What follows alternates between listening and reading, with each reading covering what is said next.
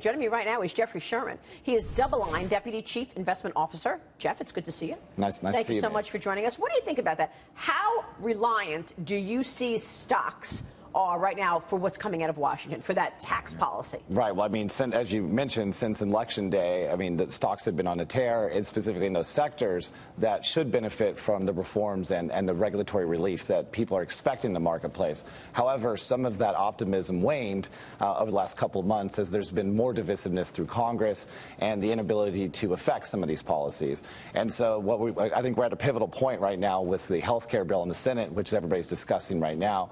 And this is kind of a telltale moment on whether or not the administration can actually get one of the key points that they ran the platform on. Well, you've got to, operate your business regardless, right? You've got to allocate capital. That's right. You're running, among others, the smart beta strategy, right. And that's what, top fund last 3 years? Yeah, it's been Congratulations. Yeah, thank you. It's been a very successful product, and it's systematic. So what we're trying to do is allocate capital through the cheapest sectors of the market. It focuses on sector rotation. So you're really looking for value? Looking for value, and that's very important to long-term investors, right? We're talking about elevated valuation perhaps in the U.S. stock market. So if one needs to stay invested, which we always advise our clients to do so, the best way to do it is to try to buy the cheaper parts of the market, of course. Another thing that we favored this year as a trend coming into 2017 is allocating a little bit of capital away from the U.S. market. A lot of people are very overweight the U.S. market. It's been one of the best performing sectors of the global equity markets, and Europe does look a lot cheaper. We know that there's been some tension as reasons, but there's a lot of productivity increases on that side, and there's a lot of tailwinds on that side. Yes, there are some problems geopolitically, but that's the case everywhere. All right, so you would rather put more money in Europe than the U.S., or you want to have both? You want to own both. Definitely, you need to own both. But from a perspective of valuation and just the metrics, Europe does look a little more attractive today. So what we find is a lot of investors tend to be over-allocated to the U.S. relative to kind of global benchmarks or just essentially global GDP. The U.S. economy is 25% of global GDP approximately, but it's about 55% of the global equity market.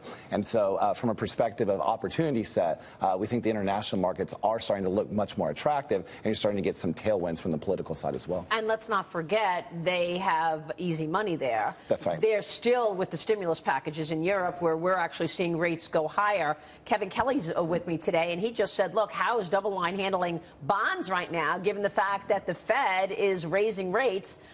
What's your take on bonds? Right. It's been very interesting. As the Fed started this tightening cycle or raising interest rates on the front end of the curve, the bond market's actually rallied on the back end of the curve. So the curve is flattened, as we say in the bond world.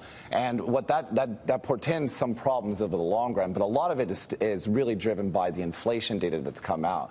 So although the Fed has been on this hiking regime, and they've hiked 3 times in the last 6.5 months, what you actually see here is that from the perspective of the inflation data, that's not going to be supportive going forward in the next couple of months. So something has to change in the underlying fundamental data for the Fed to continue to be this tightening regime. It was interesting that they started to announce this balance sheet reduction from all the stimulus they did from post-financial crisis. Yeah. But the bond market thought it was a snooze fest. I mean, yields did not really move. They moved down significantly the morning of the Fed meeting, but that was simply on the inflation print. As the inflation data continues to disappoint, and we look structurally inside of some of the components, it's likely that the inflation data will not be completely supportive of a Fed hike in the near future. Okay. So the bond market's pricing about a 45 to 55% chance of one additional rate hike this year, which is kind of in lockstep with the Fed's communication policy. You agree with that?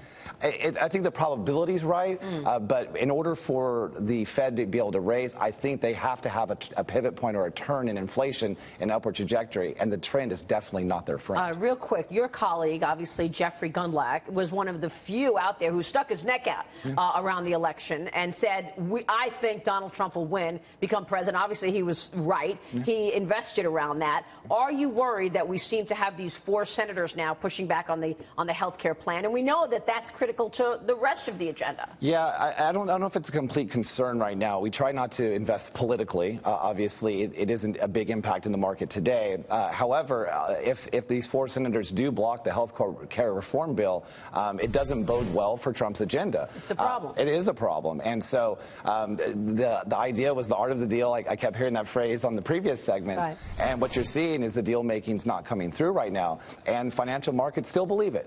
The bond market doesn't believe it as much as the equity market today. But the equity market, it needs to justify the valuation. So if you don't get the Trump agenda through, earnings need to catch up to kind of some of these price levels. So there is a lot riding on it today, and it is definitely a harbinger of how the policy works for the remainder of the year. Yeah, great analysis there. Jeffrey, it's good to see you. Great to see you as well, Thank Maria. you so Thanks for much having for me. joining us. Jeffrey Sherman joining us there.